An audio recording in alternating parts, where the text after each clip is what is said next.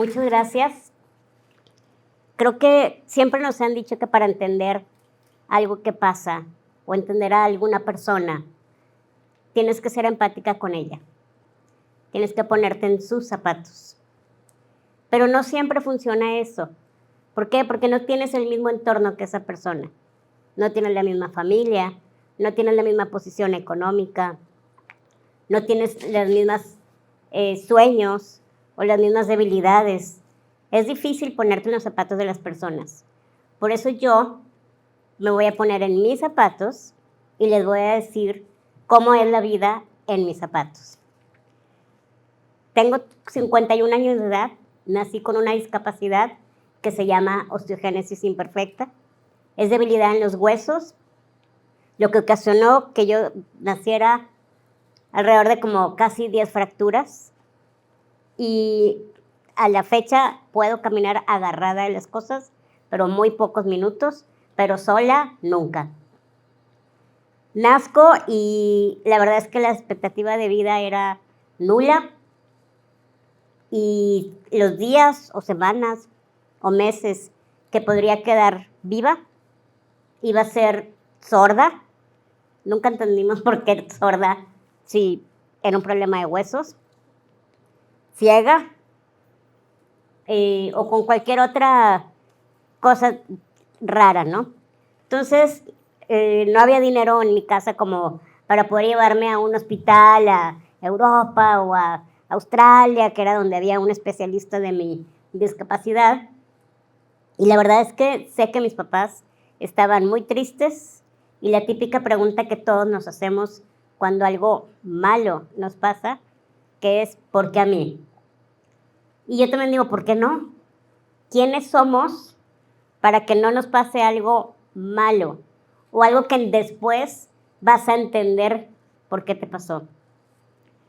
Mi mamá lo pudo sobrellevar más rápido porque estaba cerca de Dios. Mi papá no tanto, pero poco a poco empezaron a aprender, yo creo que más que los doctores. Empezaron a saber que si yo lloraba, como cualquier bebé, no siempre era porque tenía hambre o porque tenía el pañal sucio. Si ya cambiaban todo eso y yo seguía llorando, era porque seguramente traía una fractura. Era muy fácil fracturarme. Poco a poco empezaron a entender cosas, empezaron a saber cómo me tenían que cargar. No cualquier persona dejaban que me cargara. Y fueron aprendiendo y uniéndose a que yo tenía que salir adelante. No sabían hasta dónde, no sabían por cuánto tiempo, y era como los alcohólicos anónimos, solo por hoy. Y vamos a ver qué va a ser mañana. Entonces, pasa un año y se embarazan y nace mi segunda hermana, Janet Chao. Y la verdad es que fue lo mejor que me pudo pasar. Aprendí muchísimas cosas de ella. Como ella no nació con discapacidad, pues la dejaban hacer todo como a cualquier niño de su edad, ¿no? Entonces, yo empezaba a ver cómo ella se sentaba sola y a mí no me dejaban y tenía como 5 o 6 almohadas alrededor en la cama, porque una caída de la cama a la cama era una fractura. Entonces empiezo a ver cómo le hace ella, empiezo a imitarla y obviamente un poquito ya más grande yo siempre supe lo que tenía. Siempre supe que me podía fracturar, siempre supe que me tenía que mover con más cuidado. O sea, nunca se me escondió ni, ay, tú eres un poquitito diferente, hay que hacerte cositas. No, o sea, yo sabía que era algo de huesos y sabía que yo podía hacer todo de diferente manera, o casi todo. Entonces, no estudié jardín de niños, porque a esa edad los niños sin querer son muy bruscos y pues cualquier caidita o jugada fuerte me iban a fracturar. Entonces, entro yo primero de primaria, ya sabiendo leyendo y escribiendo. Entra Janet a segundo de kinder y la verdad es que todo eso fue como cualquier niña. Yo entré, obviamente tenía que estar en la primera fila en el salón porque todo me tapaba y pues aún así como quiera yo me ponía a platicar. Siempre me regañaban, pero yo tenía que estar adelante, si no, no había manera de que viera el pizarrón. Jugaba en el recreo como cualquier niña. Mi mamá entró a ese colegio y entonces ella me ponía a jugar con lo que jugaran las demás. Y si había juegos yo creo que no se acuerdan, pero era el calabaceado y el no sé qué, que tenías que agarrar de la mano, obviamente me decía, imita que la estás agarrando, porque te puedes tirar cuando le pegue, ¿no? Entonces, pero al final estaba ahí. Y entonces pasa el tiempo, y cuando yo tenía 8 años, nace la chiquita, Denise. Y Denise fue la alegría también ya de la casa, ya todo estaba tranquilo, ya todo estaba pues dominado y aprendiendo. Y yo ya sabía qué me había pasado, ya sabía cuando me fracturaba, si no estaban a veces mis papás, yo ya sabía qué tenía que hacer. Y si era el brazo derecho, entonces te lo pegas aquí. Si estaban mis papás, les avisaba, me ponían una venda y ya, porque no aguantaba tanto yo el yeso. Entonces, esa era mi vida, jugar, estudiar, fracturarme. Pero nunca dejé de hacer nada, siempre con muchos cuidados. O sea, me acuerdo que para pegarle a la piñata fingían que yo agarraba el palo, ¿verdad? Pero para mí era pesadísimo. Entonces, nunca dejaron de meterme a cualquier actividad. Pasa a primaria, llego a secundaria y como cualquier niña de secundaria puberta, pues me empezó a ir muy mal en calificaciones, empecé a tronar, pero logré terminar secundaria, entro a prepa, seguí de burra. Yo creo que también me había aburrido un poco porque estaba en un colegio de puras mujeres, llevaba 14 materias y la mitad eran en inglés. Entonces, se había un momento que yo ya estaba harta. Y obviamente, como cualquier chava de esa edad, yo ya salía con mis amigas solas. Todas mis amigas ya sabían cómo cargarme. A mis 16 años dejé de fracturarme. Yo pensé que era normal en esta discapacidad. A los años después me di cuenta que no, pero a mí sí me pasó. Entonces tengo como 35 años, 36 años de no tener ni una fractura. Y entonces, cuando termino de estudiar la preparatoria, yo quería estudiar una carrera. ¿Por qué? Porque yo siempre he tenido muchas metas y muchos sueños, y yo siempre he querido ser lo más independiente posible, lo más que se pueda. Y entonces, para poder ser eso, necesitas dinero. Y para poder tener dinero, pues necesitas trabajar. Y para poder trabajar, necesitas estudiar. Entonces, pues dije, obvio que quiero estudiar una carrera. Y al momento que ya iba a entrar a la UDEM, en ese entonces no había elevador. Y era, ¿qué vamos a hacer? ¿Cómo te voy a mover? Porque acostumbrada en el colegio, mis amigas me llevaban y me traían. Pero aquí era alguien, o sea, todos no sabían qué onda conmigo. No me habían conocido. Y entonces dije, bueno, contrato a alguien que me mueva. Pues, pobre diabla, no tenía dinero. Es más, tuve que pedir beca y beca así de por favor y préstamo porque no tenía tampoco calificaciones para pedir beca. Y entonces, lo último fue que me dijo mamá, si quieres yo te acompaño. Yo te llevo, yo te traigo, yo te subo. Y obviamente mi primera respuesta fue, estás loca. ¿Quién quisiera tener así aquí a su mamá? No, ¿verdad? Pero bueno, yo soy de los que estoy fielmente segura de que el fin sí justifica los medios, mientras no hagas daño. Entonces dije, mira, le digo que sí, me hago amiga rápido de algunos y algunas, y luego ya a las 2, 3 semanas le digo que ya, según yo, ¿verdad? Obviamente eso no le dije. Y al principio hicimos un trato, y ella iba bien aleccionada. Yo pensé que iba a seguir tronando, nunca troné. Yo pensé que me iban a sacar de clases porque no dejaba de hablar, sí sucedió. Pero ella iba muy aleccionada y decía, mamá, si me quiero volar clases, no quiero que me digas, acuérdate que el mes pasado tronaste. Dije, nada de eso. ¿O estás segura que no vas a hacer nada? Y algo que me dijo, ok, es, yo voy como tus piernas y las piernas no hablan. Y ahí dije, muy bien, ya con eso me enganchó. Y la verdad es que no pasaron ni 2, ni 3, ni 4 semanas, pasaron los 4 años y medio de la carrera, siempre me acompañó, siempre dándome mi espacio. Ella me llevaba al salón de clases y yo estaba sola en el salón de clases.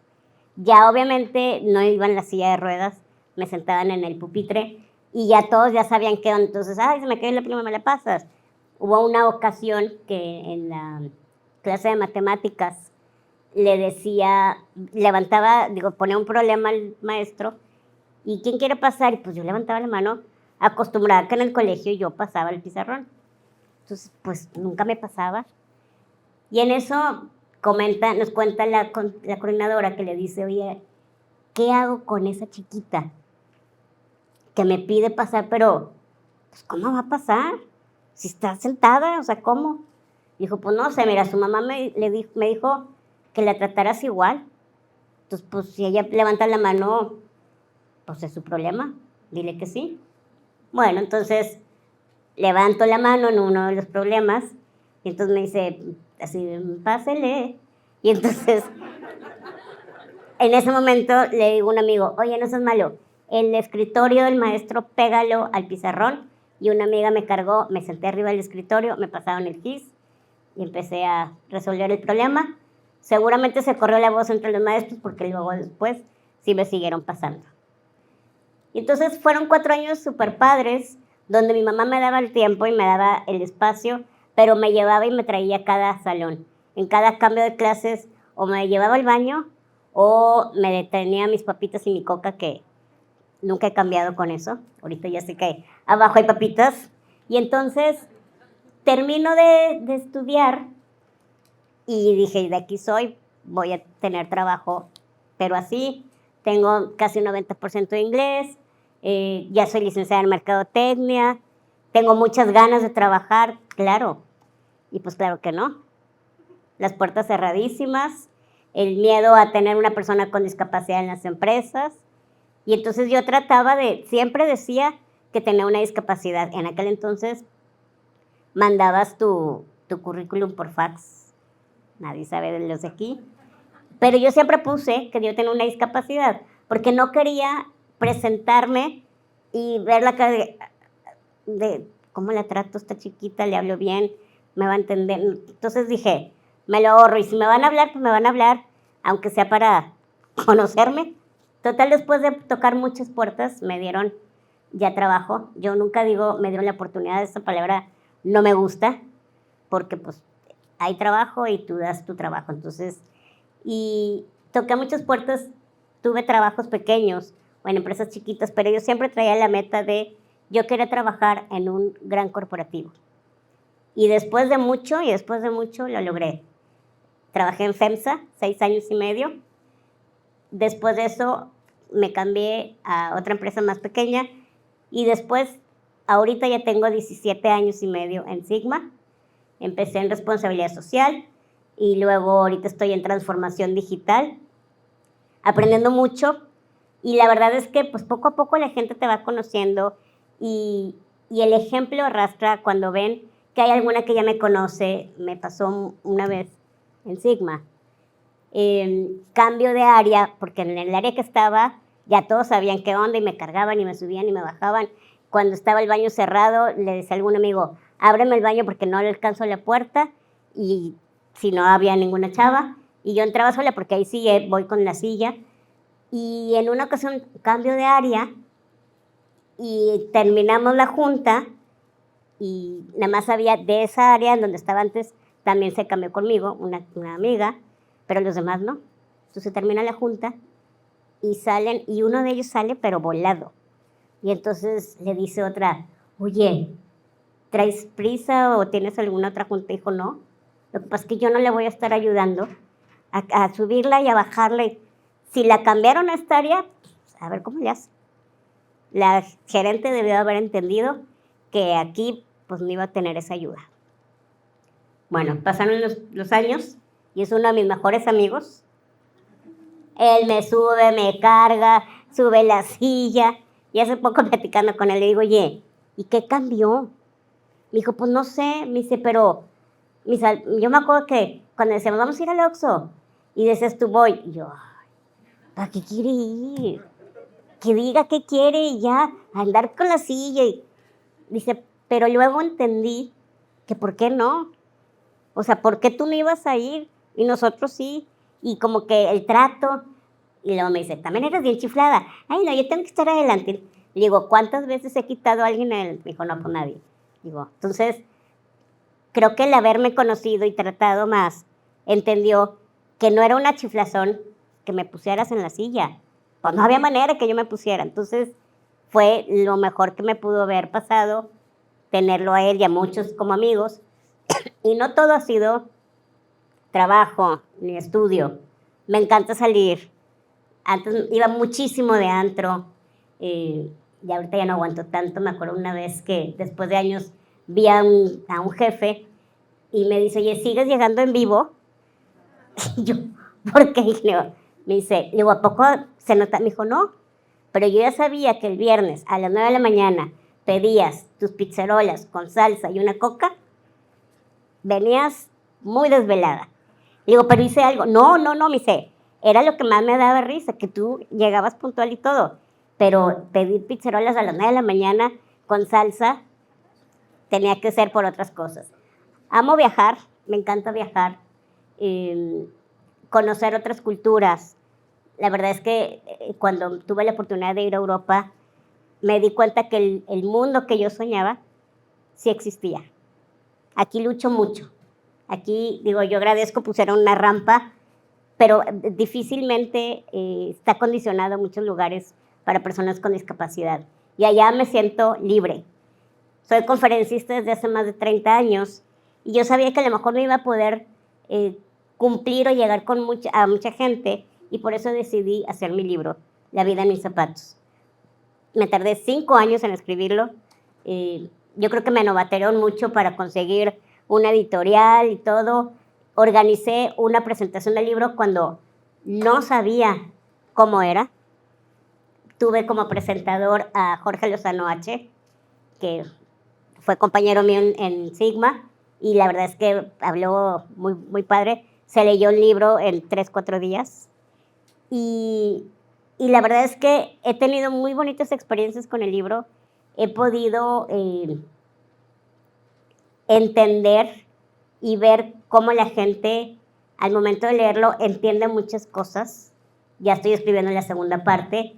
Y con esto, lo único que quiero hacer es, hay 4 cosas que yo pongo en práctica en mi vida y que me han cambiado muchas cosas. Me gustaría compartirlas para que ustedes pudieran practicarlas. Agradezcan. Agradecer todo, todo, todo lo que tienen. Les va a dar risa. Yo agradezco que yo me puedo meter a bañar sola. Tengo 10 años de mi vida, 12 años, no, sí, unos 12 años de mi vida que yo ya me puedo meter a bañar sola porque ya acondicioné el baño.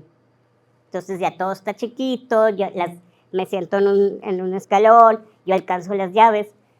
Y la verdad es que a lo mejor para todos es X, ¿verdad? Pero estarte bañando y, mamá, me estoy quemando, no le abro la llave. Pues ustedes se mueven y le mueven, ¿no? Yo no tenía eso. Entonces, agradezco eso.